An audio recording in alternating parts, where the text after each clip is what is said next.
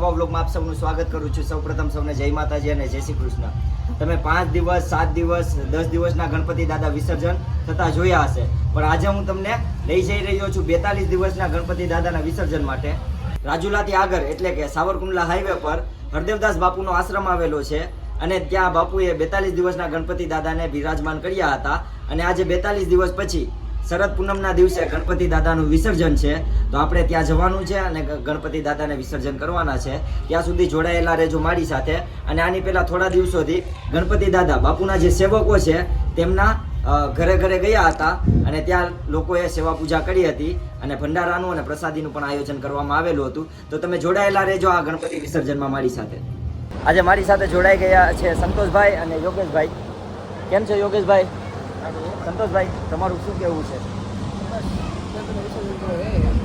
જોડાયેલા રહેજો મારી સાથે, ખૂબ મજા આવશે. થોડું લેટ થઈ ગયું છે, અહીંથી તો નીકળી ગયા છે ગણપતિ દાદા. હવે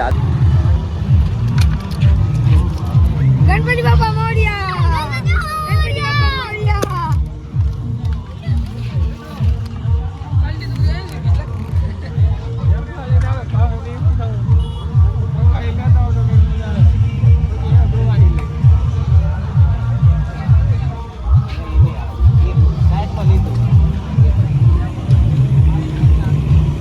શકો છો તમે, બોટ તૈયાર થઈ રહી છે વિસર્જન માટે. હા, અમારા યોગેશભાઈ ના ભાઈ વિઘ્નેશભાઈ.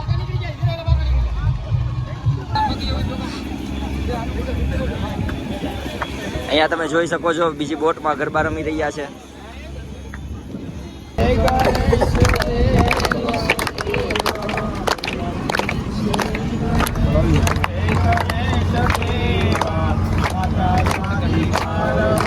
પિતા મહાદેવા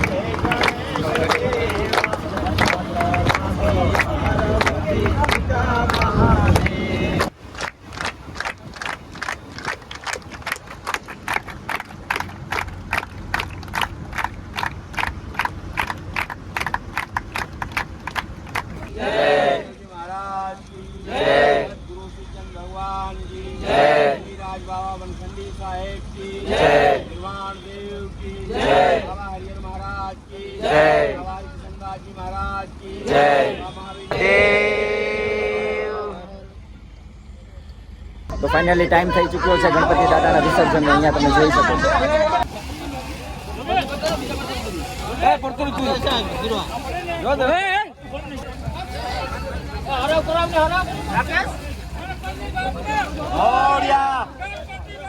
મોરયા મોરયા.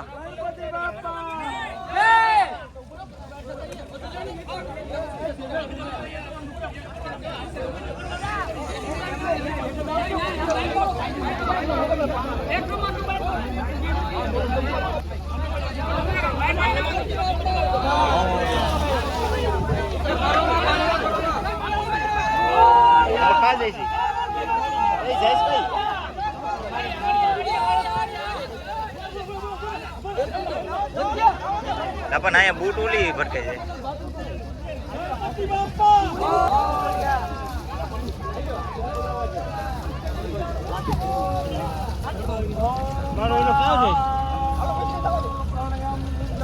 હા, મારા પગમાં કિનો ફોન કિનો પડ્યો?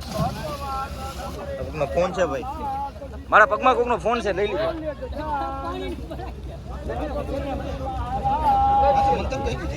હા સાહેબ, લીધો લીધો ઓલા ભાઈ.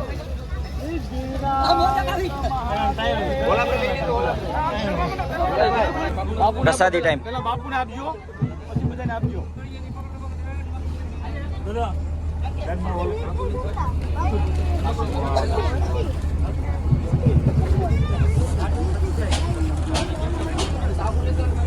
વાતાવરણ થોડું શાંત છે, એટલો બધો મોજો અને પવન પણ નથી, એટલે આરામથી ગણપતિ દાદાનું વિસર્જન થઈ ચૂક્યું છે અને હવે જઈ રહ્યા છે અમે ઘર તરફ. અહીંયા પ્રસાદીનું વિતરણ પણ થઈ રહ્યું છે.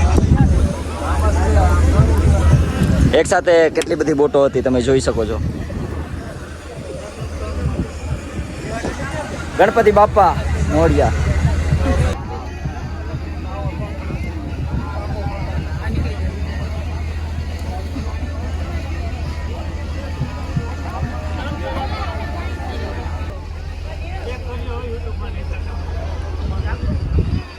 આ બધા બહારના મહેમાનો પણ આવ્યા છે અમારી સાથે. ધોરાદરીથી મહેમાનો આવ્યા છે. હરિહર આશ્રમ ગણપતિ દાદાની પ્રસાદ.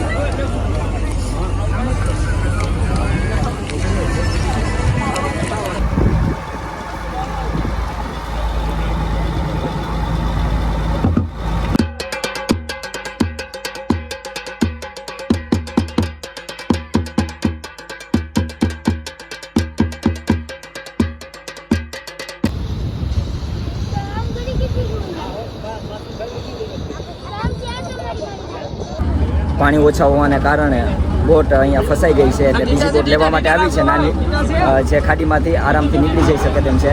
એટલે બીજી બોટમાંથી આપણે આ બોટમાં લેવાના છે અને પછી જવાના છે આપણે. આ નાની બોટ આવી છે લેવા માટે.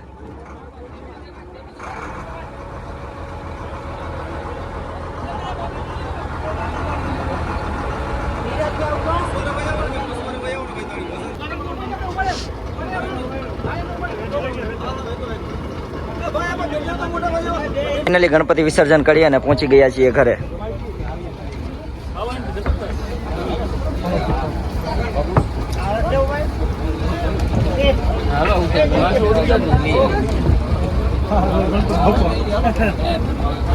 તો ફાઇનલી 42 દિવસના ગણપતિ દાદા વિસર્જન કરી અને પહોંચી ચૂક્યા છીએ ઘરે.